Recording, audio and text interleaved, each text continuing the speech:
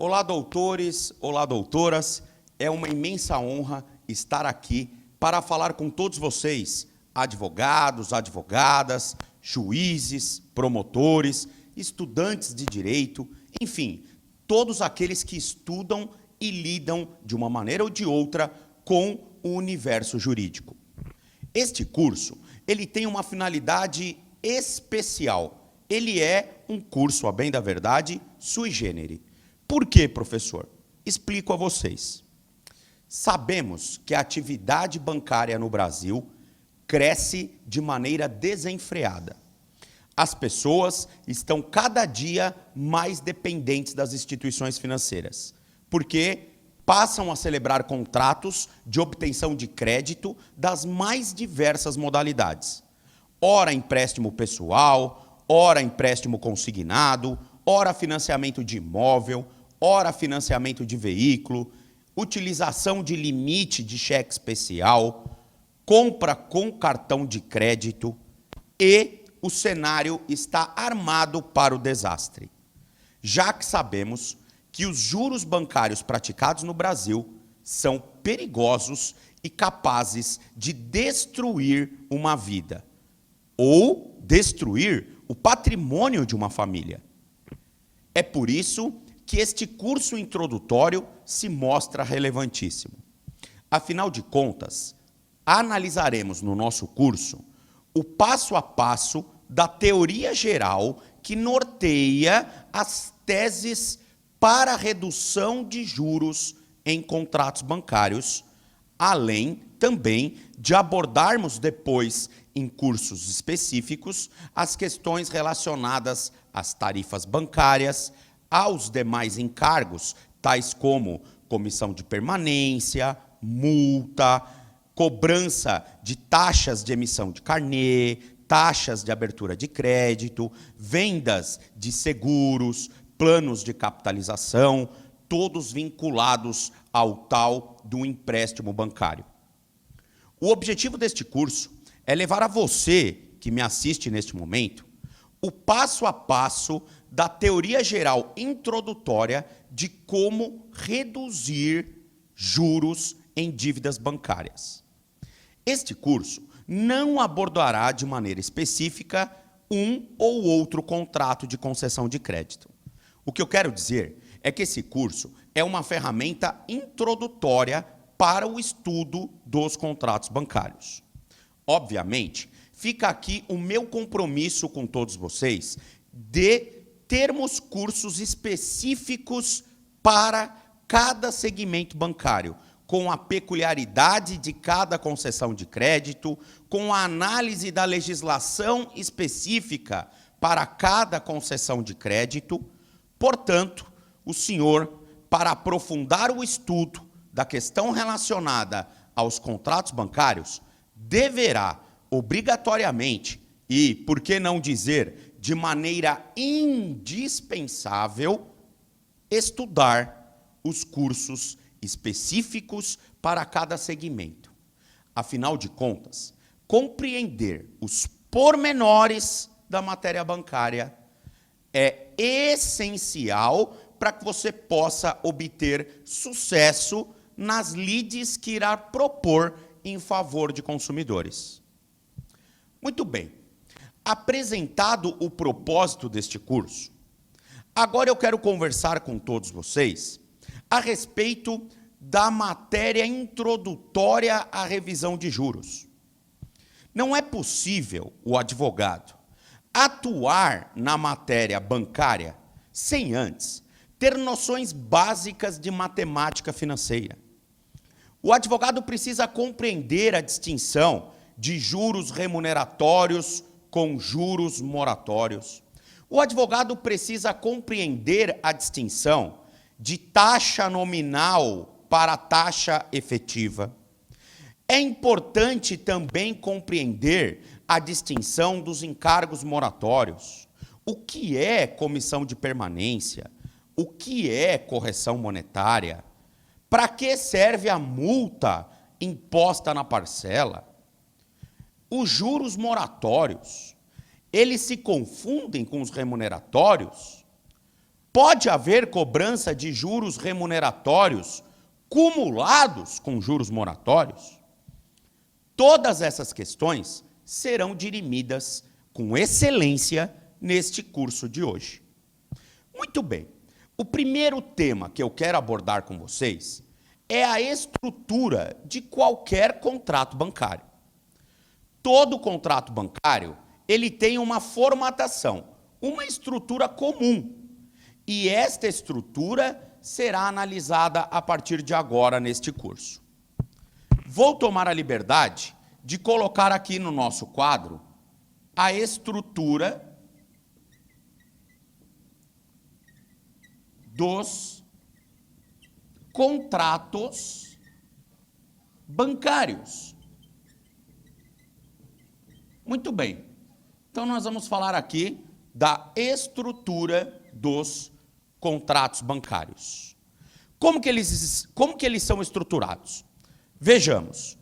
O contrato, ele tem dois eixos principais, que eu costumo dizer que é o eixo da normalidade,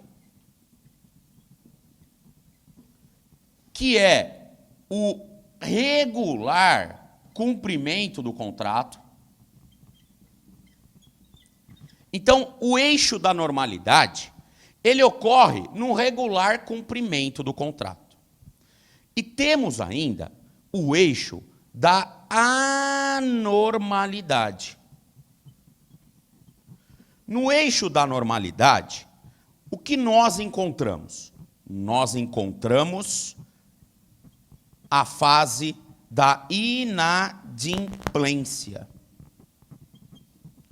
ou seja, do descumprimento do contrato. Na fase da inadimplência, nós encontramos o descumprimento do contrato. Na fase da normalidade, você vai navegar sobre o estudo do lucro da atividade bancária. Por quê? Porque todo contrato bancário tem uma lógica, que é a transferência de dinheiro para o consumidor para finalidades diversas. Pode ser para ele comprar um imóvel, para ele comprar um carro, para ele fazer uma viagem, para ele ter dinheiro e poder passear com a família, enfim. A razão pela qual alguém procura uma instituição financeira para obter um crédito bancário não nos interessa. O fato é que, no contrato bancário, em tese, salvo aqueles contratos específicos, como financiamento de veículo e imóvel, o que acontece? Nós temos, de um lado, a instituição financeira, que eu, de maneira propositiva, denomino como um cifrão. Afinal, eles têm dinheiro. Do outro lado, nós temos o consumidor, que pode ser uma pessoa física ou uma pessoa jurídica. Para vincular também os contratos peculiares, que eu dizia há pouco, tal como o financiamento de veículo e o financiamento imobiliário, eu vou colocar aqui, neste consumidor, um pensamento, e esse pensamento, obviamente, é o sonho do consumidor. O sonho dele pode ser a casa, pode ser o carro, etc. Pode ser uma viagem. É isso que motiva o consumidor a procurar a instituição financeira. Quando o consumidor procura a instituição financeira, nós sabemos que existe aquela questão atrelada à análise de crédito, verificar se ele não é inadimplente, se ele reúne boas condições para ser um potencial cliente e não levar problemas à instituição financeira. Aprovado o crédito, esse consumidor, ele receberá uma quantia em dinheiro, com um compromisso de restituir. Por que restituir? Porque o dinheiro que ele passa a ter em mãos não é dele. Então ele passa a ter um compromisso de restituir o capital com lucro. Doutores, sabemos que a instituição financeira não é Papai Noel, e nem deve ser. É justo que se cobre e que se remunere pelo empréstimo ou pela concessão de crédito. É justo. Eu quero deixar claro, neste curso, que eu não sou contra a atividade financeira. Pelo contrário, eu sou totalmente a favor. A atividade financeira, ela é crucial, ela é fundamental para o desenvolvimento da nação, para a evolução do povo. O que eu sou contra é a prática de abusos na atividade financeira, não contra a atividade. Até porque as instituições financeiras arrecadam tributos, abastecem os cofres públicos, as instituições financeiras geram empregos, elas empregam, talvez, o seu filho, o meu filho, enfim, é uma atividade saudável. O que não pode haver são abusos no desenvolvimento dessa atividade. E o meu papel é demonstrar aos senhores, todos, que existem abusos, e abusos que maltratam o ordenamento jurídico. E é isso que se objetiva quando se propõe uma demanda com a finalidade de reduzir juros ou de reorganizar o período de anormalidade de um contrato. É este o objetivo principal deste curso. Muito bem, restituir o capital, portanto, com lucro. Mas é óbvio que o consumidor não tem a possibilidade de restituir o capital na íntegra, em parcela única e imediata. Até porque, se ele tivesse condições, ele não estaria visitando a instituição financeira. Afinal de contas, ele tem um perfil de sujeito capitalizado e sustentável. É aquele sujeito que não precisa se socorrer às instituições financeiras para poder conduzir a sua vida e realizar os seus sonhos. Este consumidor que nós estamos falando, que lamentavelmente representa mais de 99% da população brasileira, ele não tem capital para poder adquirir todos os seus sonhos. E ele passa, então, a se socorrer da instituição financeira, que viabiliza este sonho, que depois, veremos em cursos específicos, pode se transformar em um verdadeiro pesadelo. Mas, enfim, o fato é que o consumidor, portanto, ele se obriga a restituir o capital com lucro, e o lucro, ele é, obviamente,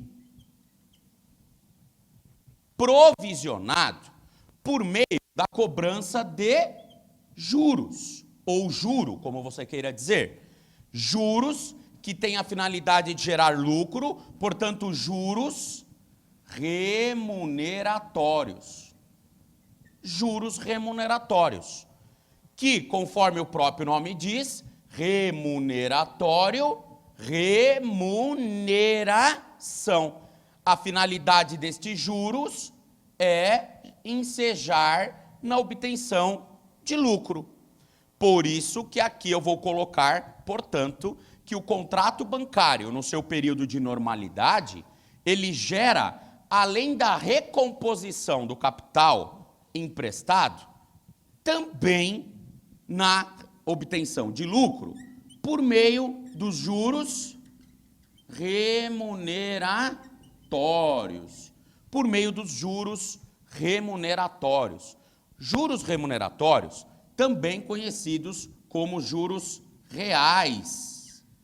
Juros reais, ou ainda juros compensatórios, porque a finalidade desses juros é compensar, é gerar um conforto, um lucro pela prática de uma determinada atividade empresária. No caso aqui, a atividade empresária é conceder crédito, que vulgarmente nós falamos empréstimo, e eu não concordo, porque quem empresta, empresta a título gratuito. E se é algo que uma instituição financeira não faz, é emprestar dinheiro para alguém. O que eles fazem é conceder crédito. Muito bem, doutores. Então, nós temos aqui a questão relacionada ao lucro que advém da cobrança de juros remuneratórios para restituir o capital. Como que o consumidor faz? Ele, mais ou menos, provisiona o quanto ele consegue suportar por mês. Então, suponhamos que o nosso consumidor, seja pessoa jurídica ou seja pessoa física, consiga suportar uma parcela de R$2.000, mais ou menos. O banco vai fazer um trabalho de matemática financeira de verificar quantas parcelas serão necessárias para que o capital seja restituído 100% com a incidência dos juros combinados. Esses juros remuneratórios que é de lucro, ele incide ao mês e o percentual é definido pelas instituições financeiras, para mais ou para menos, tá? Então, pode ser 1%, 2%, 10%, 15%. Nós temos aí contratos que têm uma margem de cobrança de taxa de juro absurda, tal como o cartão de crédito, que beira 450% ao ano. Inclusive, nos cursos específicos, nós iremos debater essas questões. Quando eu falar de cartão de crédito, nós vamos discutir, essa taxa é abusiva, não é abusiva, pode, não pode, o que é possível fazer na defesa da pessoa que se endivida no cartão de crédito, tudo isso será debatido. Muito bem. Agora, o que eu quero que você entenda nesse nosso curso introdutório é a questão relacionada à estrutura dos contratos e à funcionalidade. Porque sem compreender isso, você não irá compreender os cursos específicos que serão conduzidos por mim no Legale. Muito bem. Doutores, prestem atenção. Então, o banco faz esse cálculo dentro da matemática financeira e suponhamos que para que haja a recomposição total do capital emprestado, mais o pagamento dos juros proporcionais, essa pessoa precise de 36 meses. 3 anos. Muito bem.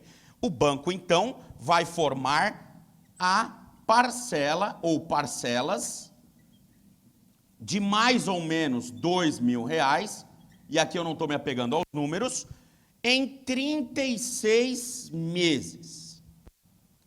Ao passo que quando a pessoa pagar a 36ª parcela, ela tenha recomposto 100% do capital emprestado e ainda tenha gerado à instituição financeira lucro por conta da incidência dos juros combinados mensalmente nas parcelas. Este contrato, ele é lindo e maravilhoso para a instituição financeira e para o consumidor que suportou todos esses encargos. Por que eu estou dizendo isso? Porque esse contrato, ele estava num período de normalidade, ou seja, houve tão somente a cobrança de juros remuneratórios. Professor, o consumidor que faz um contrato e o honra 100%, no caso do exemplo agora que o senhor nos passou, este consumidor, portanto, que atuou do início ao fim do contrato, no período de normalidade, ele não pode questionar nada? Pode. Nós veremos nos cursos específicos que esse consumidor poderá questionar, porque no período de normalidade do contrato, a única coisa que o consumidor desembolsa são os juros remuneratórios que servem para gerar o lucro da instituição financeira. E aqui nós podemos discutir, e veremos isso com mais precisão nos cursos específicos, como que devem incidir esses juros. Será que esses juros podem incidir sobre eles mesmos? Ou seja, juros sobre juros, que é um termo que nós chamamos de capitalização composta, ou juros capitalizados, como alguns profissionais do direito chamam, ou, para alguns até, a prática de anatocismo. Enfim, pode ou não pode? Todas as instituições financeiras, a maioria delas, cobram juros sobre juros na recomposição do capital em período de normalidade, que faz com que o lucro seja ainda maior do que a própria taxa de juro, porque o juro acaba incidindo sobre juro, sobre juro e sobre juro. Muito bem. Se nós chegarmos à conclusão de que não pode, e eu já adianto aos senhores que, no meu entendimento, não pode, é possível discutir a cláusula contratual ou a metodologia contratual que enseja na prática de juros sobre juros. Isso, muito provavelmente, e aqui eu estou falando uma estimativa, pode ser mais, como pode ser menos, ensejará numa redução da dívida na ordem de 30% a 35%. Então, olha que interessante, uma redução na dívida de 30% a 35%. Ah, por que não uma redução de 100%? Porque seria injusto para a instituição financeira, pois ela deve ser remunerada. A instituição financeira deve receber a quantia em dinheiro necessária para a sua atividade empresarial. Assim como eu, na condição de advogado, na condição de professor, recebo para o meu trabalho, a instituição financeira tem que receber para o trabalho dela também. Então, doutores, esta margem de 30% a 35%, que talvez você consiga recuperar se houver sucesso na lide, é algo muito interessante, porque esse dinheiro tem que ser todinho atualizado. E ele acaba criando uma massa de proveito econômico que pode suavizar a dívida do seu cliente ou até mesmo suavizar o desgaste que o seu cliente teve durante aquele período de 36 meses. Muito bem, então é possível discutir um contrato bancário no seu período de normalidade. Legal. Agora, o que pode acontecer? Pode acontecer uma mudança de rota nesse pacto. Esse consumidor, seja uma pessoa física ou jurídica, ele pode inadimplir, ou seja, descumprir o pacto. Ele deixa de pagar uma parcela no tempo, no lugar e na forma combinados, conforme preceitua o direito das obrigações, que nós estudamos muito lá em direito civil.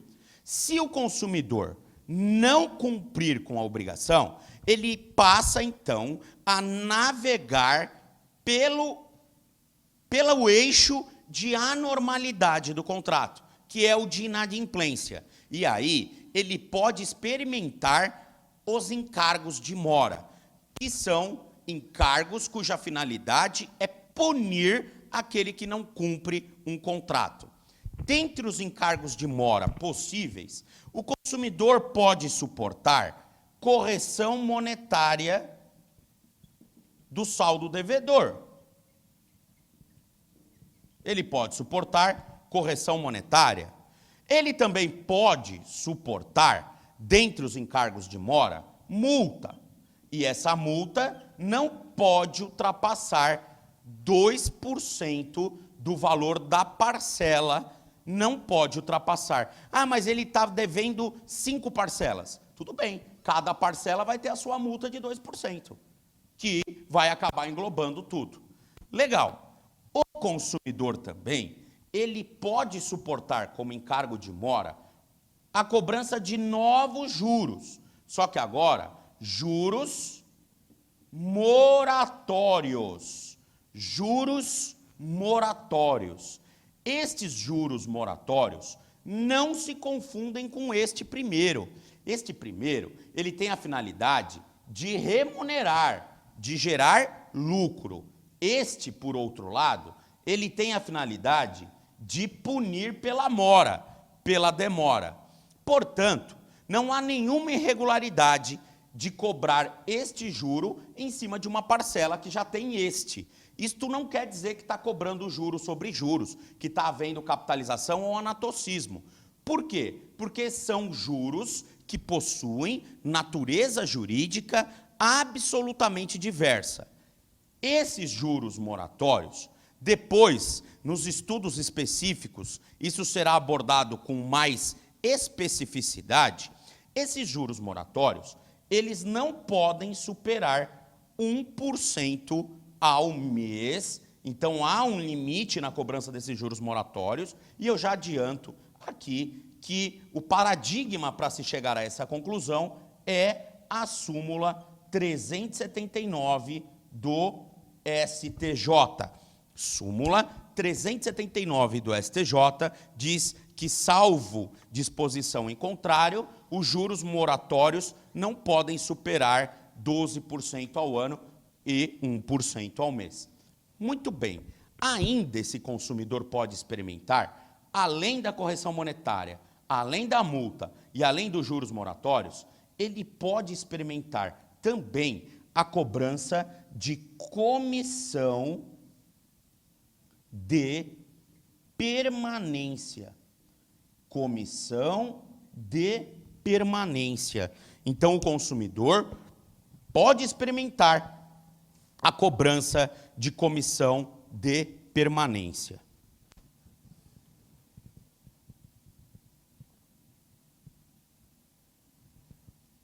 Muito bem. Isso no período de anormalidade ou inadimplência, descumprimento. Doutores, para que vocês compreendam o contrato, e me parece que agora os senhores estão entendendo a lógica do sistema, notem, o que é correção monetária? Eu vou explicar cada um dos fenômenos para que vocês os entendam. Porque não basta discutir, eu não quero que pague comissão de permanência. O que é comissão de permanência? Eu não sei. Então vamos aprender o que é. O que é correção monetária? Vamos aprender. Multa, juros, vamos aprender tudo isso.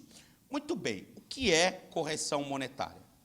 Olha só, todo dinheiro no tempo, ele tende a se depreciar. Por quê? Porque existe um fenômeno, especialmente no Brasil, que é um país em desenvolvimento, e que a economia não é totalmente estável, chamado inflação. A inflação, ela empobrece o salário, ela empobrece o dinheiro. Para que você tenha uma ideia do que a inflação é capaz de fazer, pense no seguinte. Hoje, você vai lá e pega R$50 e vai a um supermercado. Provavelmente você vai comprar alguma coisa com R$50. Aí você pega outros R$50 e guarda na gaveta, com uma anotação de tudo que você comprou com esses R$50 na data de hoje. Muito bem. Daqui 5 anos, você vai lá, abre aquela gavetinha com uma chave, pega aqueles R$50 e aquela lista e retorna ao supermercado. Eu quero saber de você se você consegue, com os mesmos R$50, comprar todos os itens que você anotou naquela listinha. Ou se você consegue comprar mais itens ou menos itens. Você já deve estar respondendo intuitivamente, professor, com certeza eu vou comprar muito menos coisas. Por quê? Porque os R$50, no decorrer dos 5 anos, ele foi corroído pela inflação. Então, ele perdeu o seu real valor econômico. A figura da correção monetária serve exatamente para isso, para evitar que o dinheiro se deprecie no decorrer do tempo. Portanto, o objetivo da correção monetária não é gerar lucro, mas sim evitar perda. Por isso que os bancos, não raras vezes, usam índices de correção monetária nos seus contratos. Afinal de contas, ele trabalha com o tempo. E, se não houver a incidência de correção monetária, todos os encargos e os juros poderão ser corroídos, consumidos pela inflação. Muito bem, eu entendi, portanto, professor, o que é correção monetária. Agora eu preciso entender a multa. A finalidade da multa é desestimular o consumidor a não pagar a parcela. Ela tem uma natureza punitiva e ela nasce do próprio direito civil. Porque quando você estuda contratos no direito civil, você estuda a cláusula penal. Qual é o objetivo da cláusula penal? Como o próprio nome diz, cláusula é uma combinação, uma pactuação dos contratantes. Penal, que estipula pena para aquele que não cumprir. A cláusula penal, ela pode ter duas finalidades. Ora, ela pode servir para ressarcir prejuízos, e aí ela é chamada de cláusula penal compensatória. Ora, ela pode servir tão somente para punir aquele que descumpre o contrato. E aí ela passa a ser chamada de cláusula penal moratória. No caso dos bancos, a cláusula penal que existe no contrato é sempre moratória. E justamente por isso, ela deve observar as disposições do Código de Defesa do Consumidor no sentido de não superar 2% ao mês. Logo, se você encontrar algum contrato bancário com cláusula penal moratória acima de 2%, você já pode discutir a diferença. E a diferença, você pode até discutir que foi paga indevidamente. E aí, você pode até complementar essa ideia com o pleito de devolução do que foi pago indevidamente em dobro, conforme previsto lá no parágrafo único do artigo 42 do Código de Defesa do Consumidor. Muito bem. E os juros moratórios? Os juros moratórios também têm a finalidade de punição. Logo, a cada mês que você permanecer inadimplente, você deverá pagar juros de natureza moratória. Por quê? Porque você pode querer utilizar o dinheiro que em tese não era para estar com você, para beneficiar outras pessoas, pagar outros credores e me preterir. Portanto, a cobrança dos juros moratórios faz com que você tenha, mês a mês, um desestímulo de permanecer inadimplente. Legal. E a comissão de permanência? Vocês vão notar que a comissão de permanência, ela tem uma finalidade meio que parecida com a correção monetária e os demais encargos. Ela tem uma finalidade de desestimular a inadimplência. Muito bem, vamos entender primeiro o que é comissão de permanência. Depois vamos entender o porquê ela existe e vamos entender aonde podemos chegar com ela. Doutores, quando um vendedor comercializa um sapato, ele não ganha uma comissão pela venda? É um valor como se fosse um prêmio pela venda. Muito bem. A partir do momento que você tem um dinheiro que não é seu na sua conta, que é fruto de um crédito que você obteve com o banco, ou vulgarmente empréstimo, e você se comprometeu a mês devolver parte com juros remuneratórios para a instituição financeira, e você não faz isso, o que acontece? Há uma frustração do seu credor, no caso o banco, em não ter recebido aquela quantia em dinheiro. Então, a instituição financeira ela vai se sentir frustrada por não ter recebido aquele dinheiro. Para evitar que você se mantenha inadimplente e faça uso indevido do dinheiro, por que uso indevido? Porque já não era mais para estar na sua mão. A partir do momento que venceu a parcela, aquele dinheiro era para estar com a instituição. Ela vai lá e cobra uma comissão. Comissão pelo tempo que você permanecer indevidamente com o dinheiro dela na sua mão. Comissão de permanência. Esta comissão de permanência é uma figura que não nasce de lei. Ela nasce de autorização do Banco Central, justamente para controlar um período que o Brasil experimentou de inflação galopante. Nós tivemos, na década de 80 e no início da década de 90, altos índices de inflação. E isso poderia quebrar o setor financeiro que trabalhava com dinheiro no tempo. Então, criaram a figura da comissão de permanência justamente para evitar que as instituições financeiras sofressem um prejuízo e pudessem até quebrar, no sentido de equilibrar este tempo em que a pessoa permanece com o dinheiro da instituição. Mas o que acontece? No decorrer do tempo, esta comissão de permanência perdeu a finalidade. Nós tivemos a estabilização econômica a partir do Plano Real.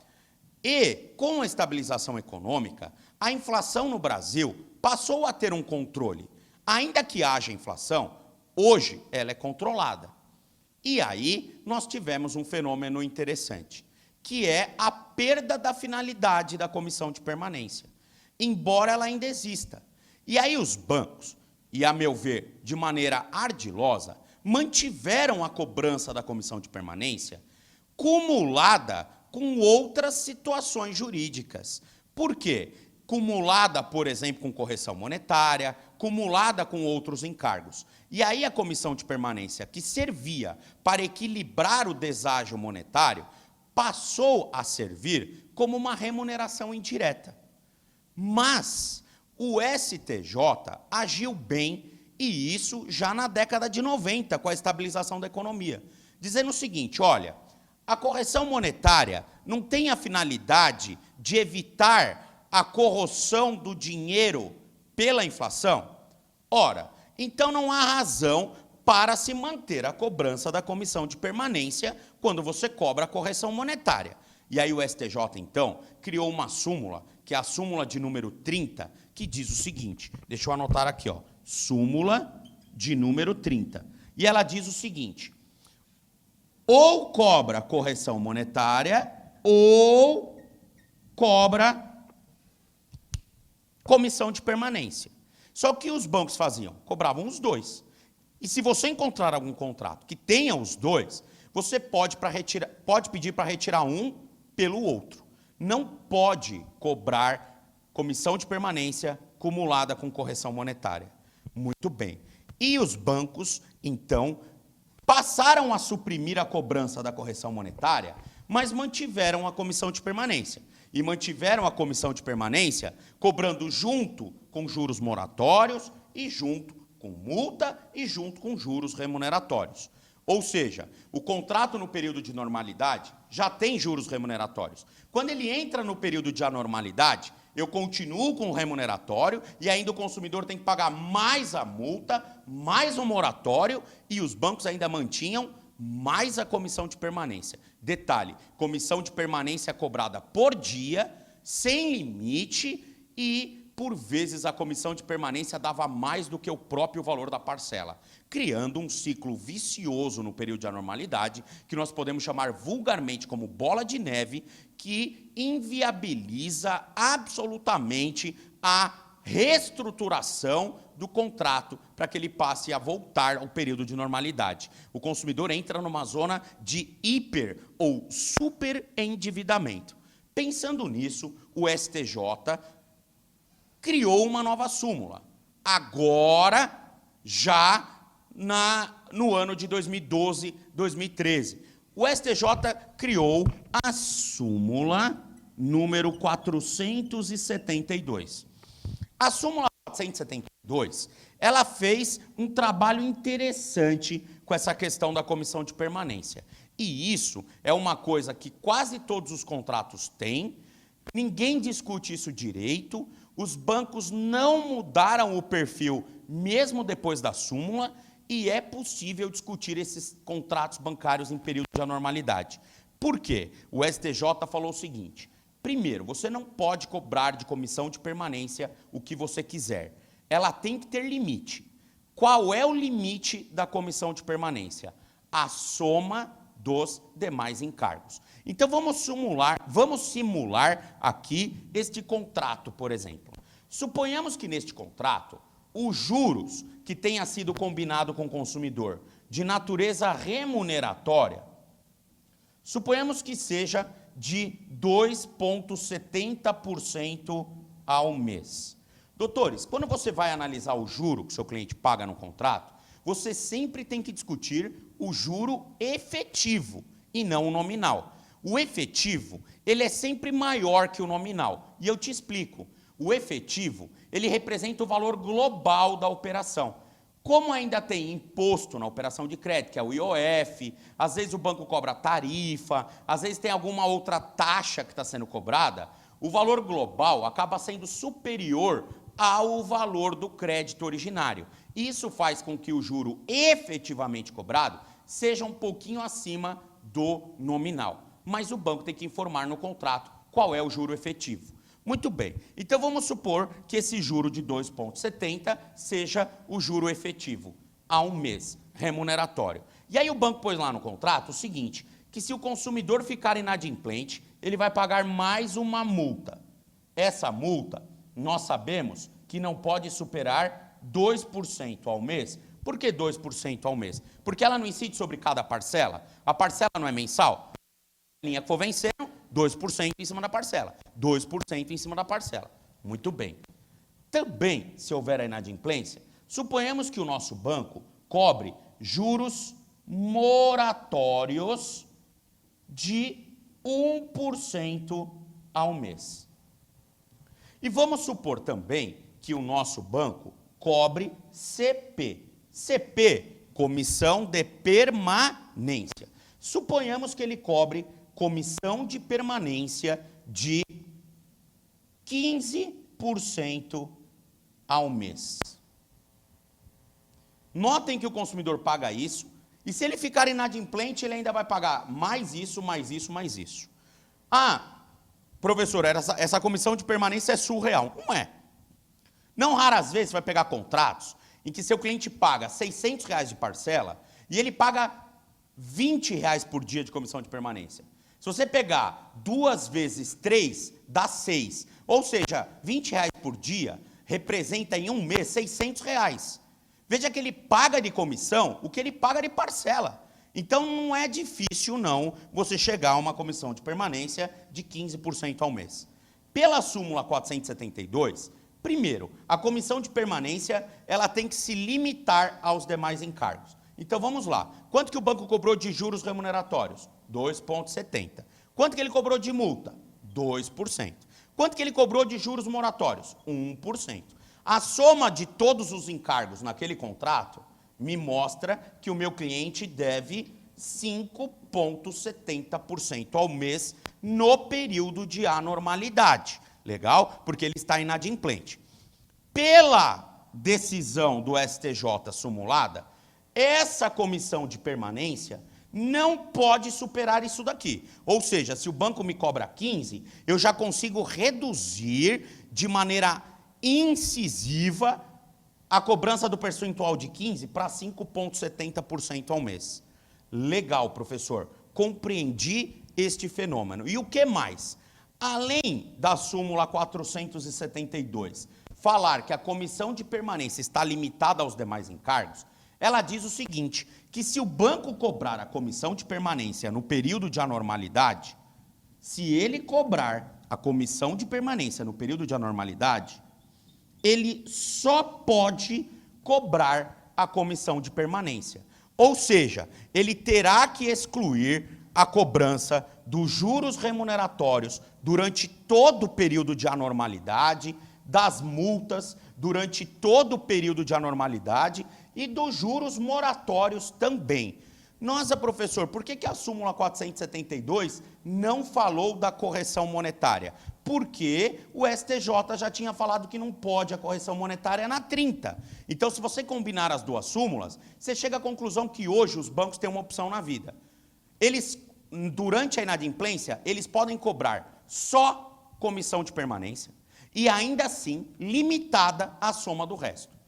Ou ele abre mão da comissão de permanência e cobra só o resto. O problema é que eles cobram tudo. E quando você arrumar um bom economista, contador, administrador de empresa, porque quem vai fazer as contas não somos nós, são esses profissionais. Nós só vamos debater a parte jurídica. E fala assim para ele, olha, recalcula o contrato do meu cliente a partir do início da normalidade, com base no expurgo de tudo e limitando a comissão de permanência à soma do resto. Você vai notar que ele vai te dizer o seguinte, olha, seu cliente, na verdade, não deve 300 mil, como a instituição financeira aponta. Seu cliente deve 30 ou 40 mil. E aí, durante o período de anormalidade, você está trabalhando para reduzir a dívida do seu cliente. E detalhe, no período de normalidade, você está trabalhando para produzir crédito, porque o seu cliente pagou. E se você consegue reduzir de 30% a 35%, você está produzindo crédito. E aí você já começa a entender que, às vezes, você pega um cliente que está devendo para o banco e ele sai sem dívida, que já é um extraordinário negócio. Ou ele sai, dependendo do período que ele pagou o contrato, se ele pagou o contrato consideravelmente, ele entra no seu escritório devedor e sai credor. Por quê? Porque depois você ainda tem esse crédito. Agora, eu dou uma dica. Eu não recomendo que você discuta no processo compensação. Ah, então, excelência, pega o que o meu crédito, compensa no que eu devo. Por quê? Doutores, o judiciário é bastante reticente com essas ações bancárias, porque elas viraram modinha. E muitos advogados despreparados, que desconhecem, estão indo para o judiciário se aventurar, alegando coisas que já não refletem mais a realidade da jurisprudência, sem fundamentação, peças antigas e desatualizadas, e os juízes, eles também não têm um conhecimento específico da matéria. E ainda existe o volume que faz com que ele nem tenha interesse em se aprofundar no tema. E aí o que acontece? Você já pega um judiciário sucateado com relação a esse assunto. Você já pega um judiciário meio que predisposto a não te ajudar. E aí você ainda fica levando questões de compensação, de tira daqui, põe dali, você acaba tornando a sua petição ainda mais indigesta. E isso faz com que você tenha uma predisposição a perder a lide. Então, não fica discutindo o número com o juiz. Fala, olha, excelência, não pode, eu quero que limite a comissão de permanência naquele percentual, que é a soma do resto, exclua o resto, e aqui, durante o período que o meu cliente pagou, eu quero que incida juros simples, exclua o resto, e os valores depois a gente faz a conta. Vamos apurar em liquidação de sentença, enfim. Você vai discutir direito com o juiz, você não vai discutir matemática, porque senão a sua peça vai ficar complexa e indigesta e convidativa à improcedência. Muito bem, legal, porque tudo que eu estou discutindo aqui com os senhores é direito, olha só, construção de súmulas do STJ. Isso já é uma dica para vocês de como é possível se discutir esses contratos bancários. Notem que, com isso, você tem uma boa noção do contrato bancário. Agora, professor, o senhor não está explicando as teses com relação à impossibilidade de juros sobre juros. É óbvio, cada contrato tem a sua peculiaridade, tem a legislação própria. Isso será abordado no estudo específico dos contratos, em cursos que faremos. Ah, professor, a questão aqui da normalidade, o senhor explicou legal. Por quê? Porque essa questão vale para todos os contratos. Todos os contratos que tiverem essa questão, você já está entendendo. E isso vai me ajudar muito no curso específico, porque eu não vou precisar perder tempo te explicando essa parte de teoria geral. Você já conseguiu entendê-la com perfeição.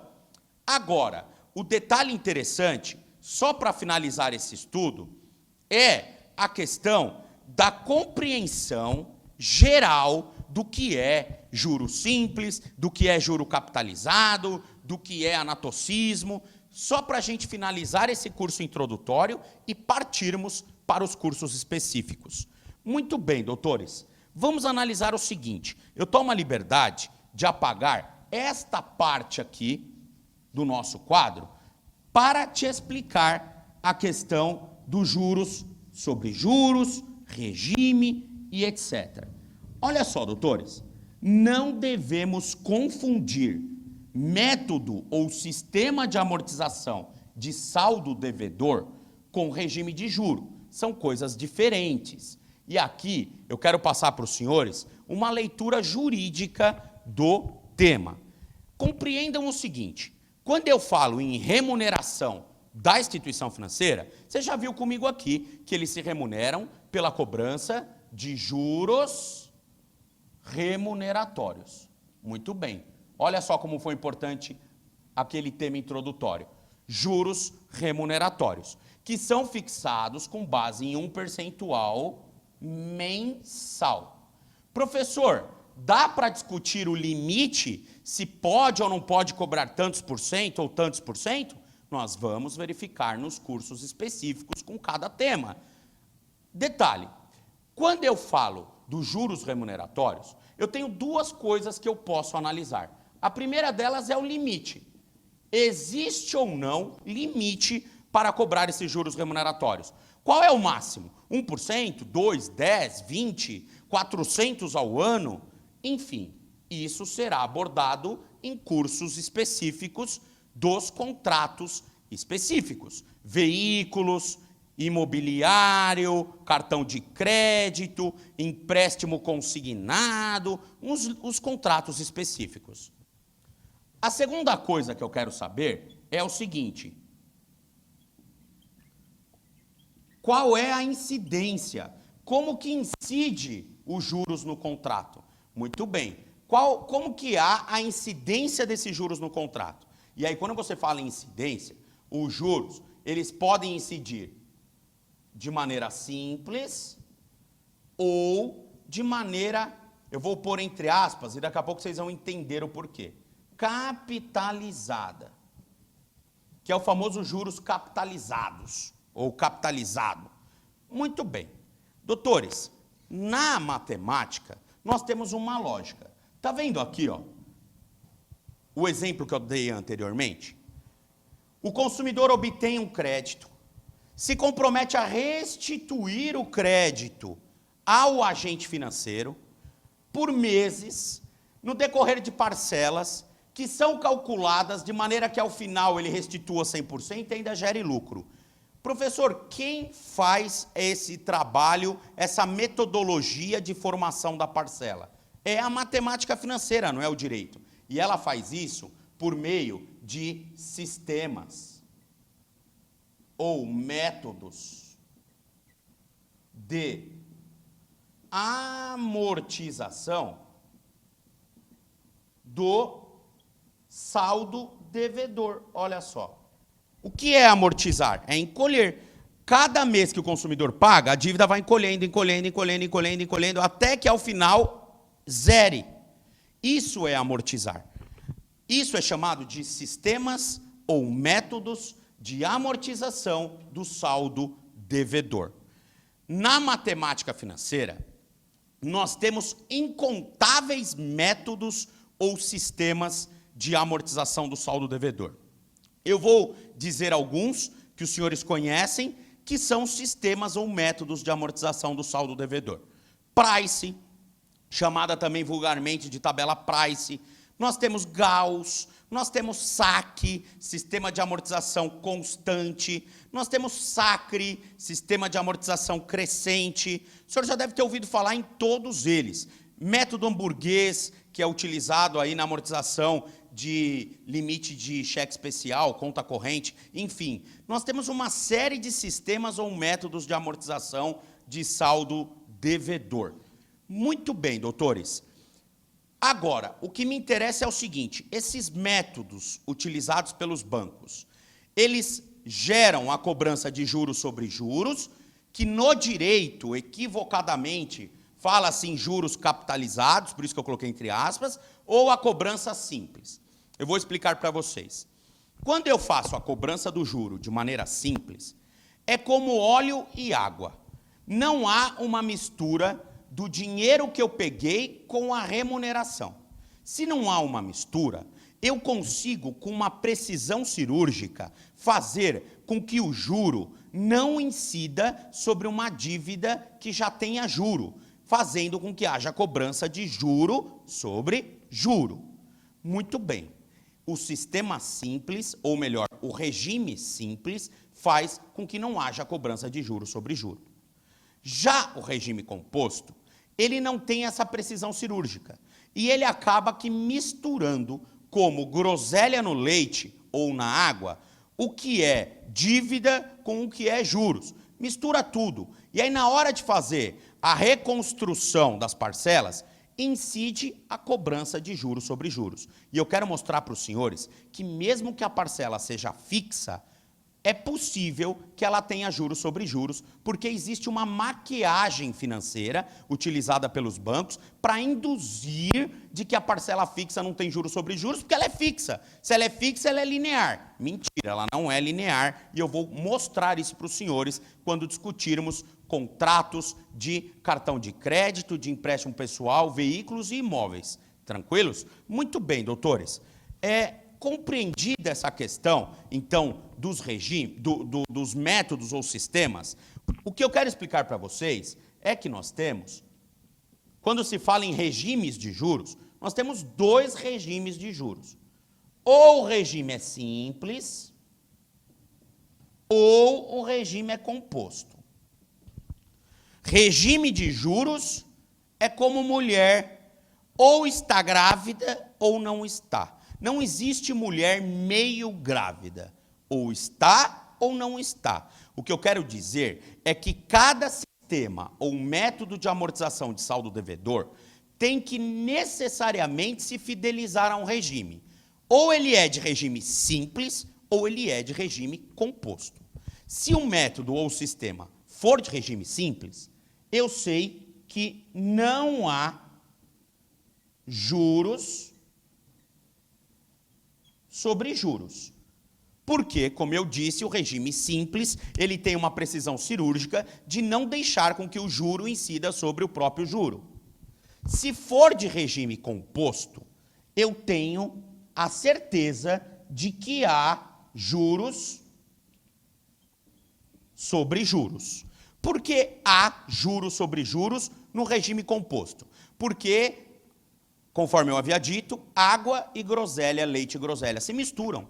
Na hora que se misturam, você tem uma criação de uma substância que confunde o que é juros com o que é dívida, e aí na hora que vai incidir o juro, ele acaba incidindo em cima de dívida que já tem juro, e isso faz com que haja juro sobre juro.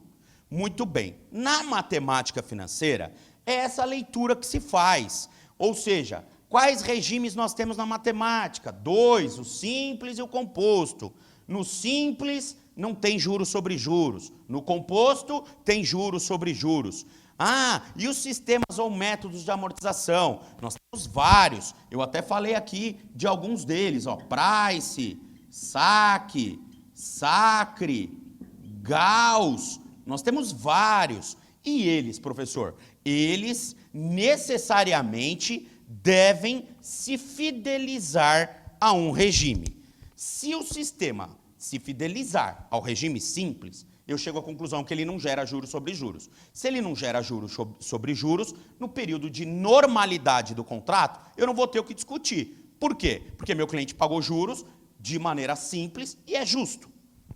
Agora, se o sistema for fidelizado ao regime composto, eu sei que ele cobra juros sobre juros.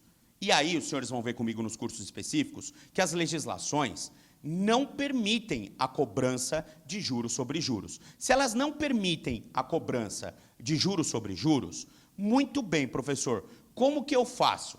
Aí é simples, você vai debater com base nos temas jurídicos que serão discutidos nos cursos específicos com relação à impossibilidade de utilização de sistemas ou métodos de amortização que se fidelizam ao regime composto. E aí o que você vai pedir para o juiz? Você vai pedir para alterar, para reformular toda a dívida com base em algum método de regime simples. E o que isso vai impactar? Provavelmente numa redução da dívida do seu cliente de 30% a 35% no período de normalidade.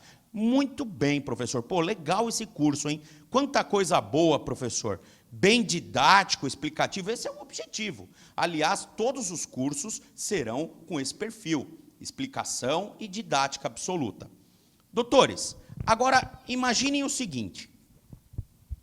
Fizemos isso daqui, tá tudo muito redondo. Legal. Agora, só para explicar para vocês algumas confusões jurídicas sobre isso. Na comunidade jurídica, é muito comum falarem que o regime composto de que há juro sobre juro é sinônimo de juro capitalizado. Então, pro profissional do direito, juro simples é a tradução encurtada. Quando fala assim, no contrato tem juro simples. Para o profissional do direito, isso é a tradução encurtada da adoção de um sistema que se fideliza ao regime simples, logo não há juro sobre juros.